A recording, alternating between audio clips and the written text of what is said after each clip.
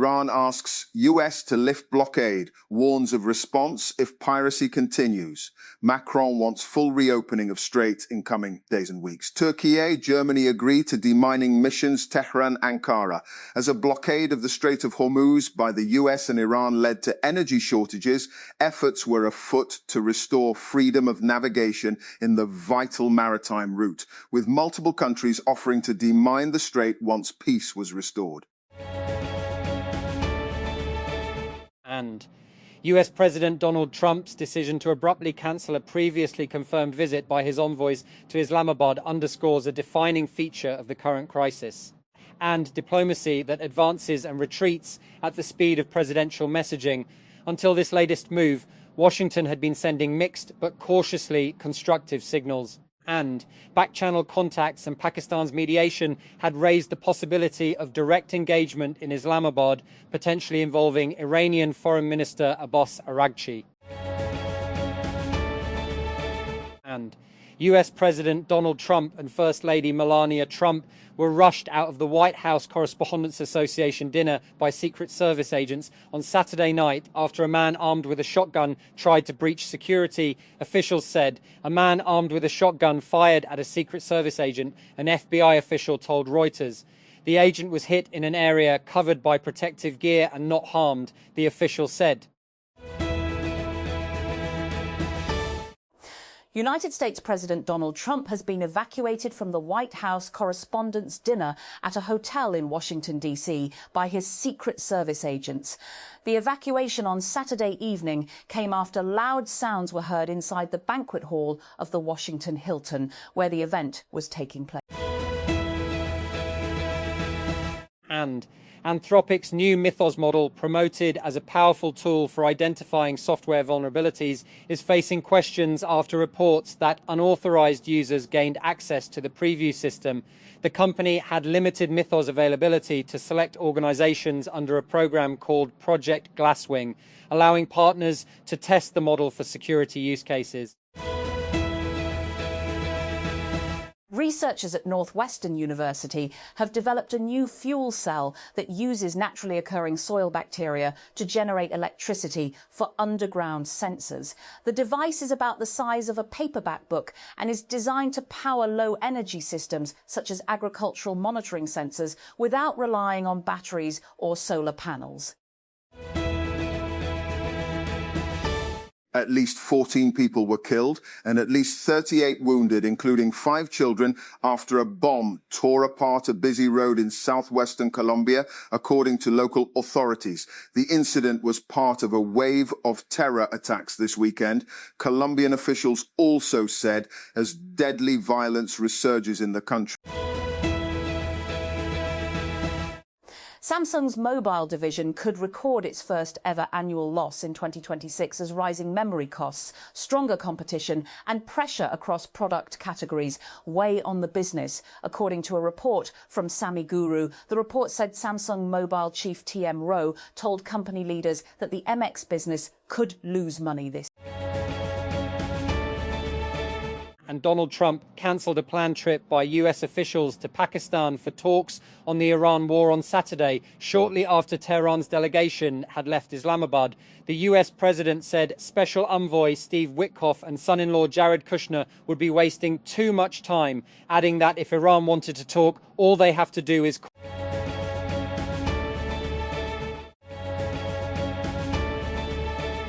and at least 7 people were killed and 20 were wounded following a suspected explosive attack in the southwestern province of Cauca, Colombia, according to regional authorities. Governor Octavio Guzman said that an explosive was detonated on the Pan American Highway in the El Tunal sector of Quijibio on Saturday. He condemned what he called an indiscriminate attack against the civilian population.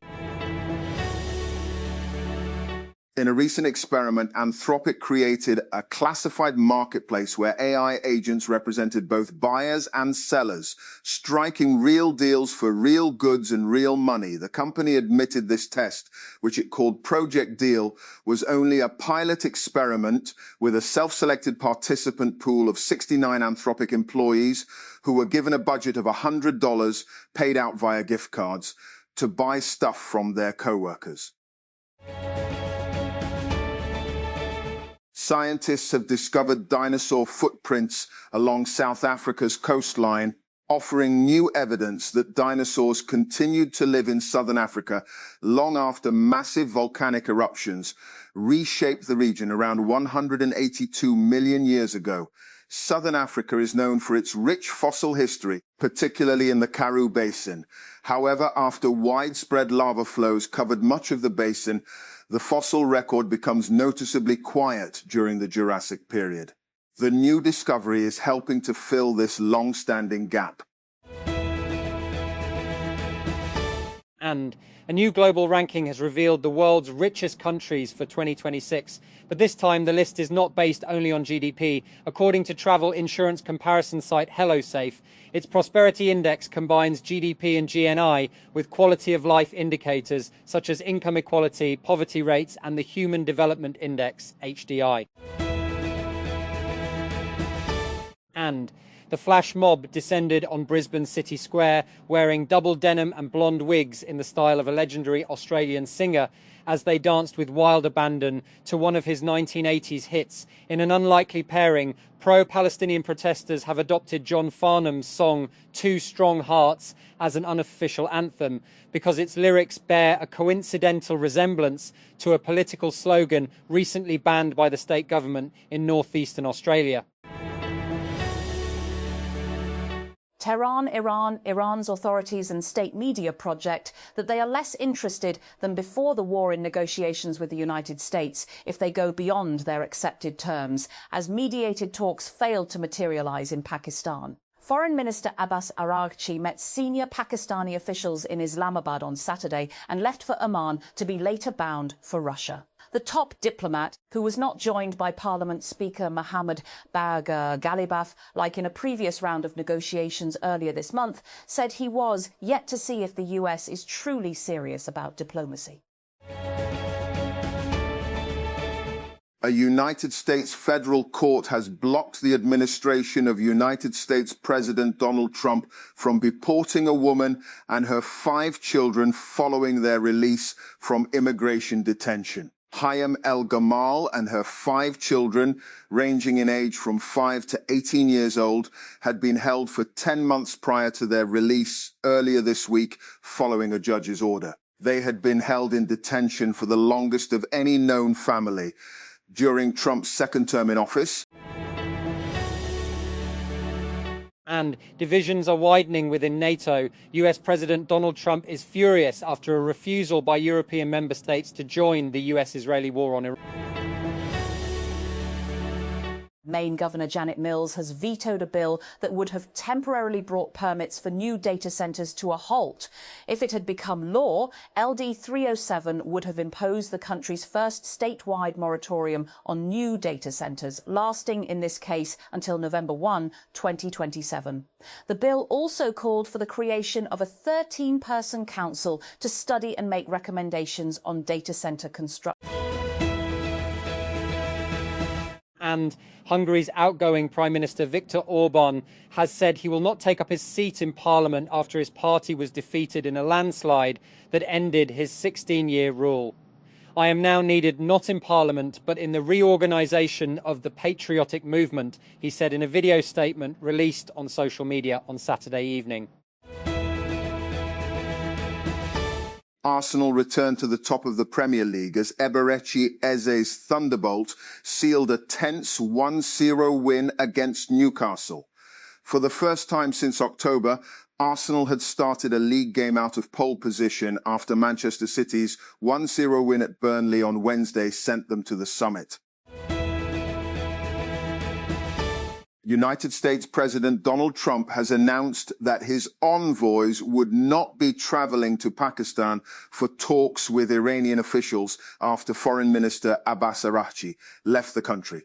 The US president told news outlet Fox News that he had ordered Steve Witkoff and Jared Kushner to ditch plans to visit the Pakistani capital Islamabad for the possible talks, despite his earlier claims that Iran was making an offer aimed at resolving the 2-month conflict.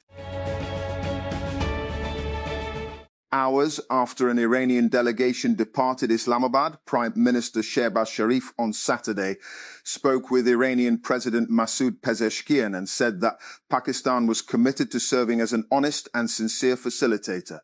In a post on the social media platform X, PM Shehbaz said that he had a warm and constructive call with the Iranian president on the evolving regional situation. The Mexican government says 2 U.S. agents who died last weekend in a car crash had not been authorized to operate in the country. The officials who reportedly worked for the CIA had taken part in a raid on suspected drug labs in the northern state of Chihuahua before their vehicle skidded off a mountain road and exploded. And human rights groups in Venezuela have criticized interim President Delcy Rodriguez for saying a scheme to release political prisoners was coming to an end. Having been in place for just 9 weeks, nearly 500 political prisoners have been released under the amnesty law brought in by the country's National Assembly. Prisoner rights group Foro Penal says, but many more are thought to still be in jail. Gaza held its first elections in more than 20 years on Saturday, but only in one city for a small fraction of the shattered territory's population, amid a stalled process to advance the US-brokered ceasefire between Israel and Hamas. The elections took place in the city of Deir al-Balah in central Gaza, one of the areas that suffered the least destruction during nearly 2 years of Israeli bombardment of the enclave. Held under the auspices of the Palestinian Authority, the municipal elections also took place in the occupied West Bank, amid perceived widespread disillusionment with the ruling Fatah party. Deir el-Balah, Gaza, early this morning, Salama Badwan, his wife and daughter, headed to a polling station in Deir el-Balah, central Gaza, to participate in the municipal elections, which are taking place for the first time since 2006. The 43-year-old said he was delighted to be casting a vote after such a long absence and overjoyed that his daughter, who recently turned 18, could vote for the first time in her life. And the Mexican government has said 2 federal agents from the United States killed in a car crash in connection with an anti-narcotics raid, widely reported to be CIA officers, were not authorized to operate on Mexican territory. Mexico's security cabinet said in a statement on Saturday that one of the US citizens had entered the country as a visitor and the other on a diplomatic passport. And in a letter to the residents of Tumbler Ridge, Canada, OpenAI CEO Sam Altman said he is deeply sorry that his company failed to alert law enforcement about the suspect in a recent mass shooting. And after police identified 18-year-old Jesse Van Rootselaar as a suspected shooter who allegedly killed 8 people, and the Wall Street Journal reported that OpenAI had flagged and banned Van Rootselaar's ChatGPT account in June 2025 for describing scenarios involving gun violence. And the company's staff debated alerting police, but ultimately decided against it, eventually reaching out to Canadian authorities after the shooting. That Islamabad. The capital administration on Saturday night allowed all types of public and goods transport to enter the city, while also revising business timings. The administration said all bus stands across the city were operational, except Faizabad. It said that the Faizabad bus terminal would remain closed until further notice.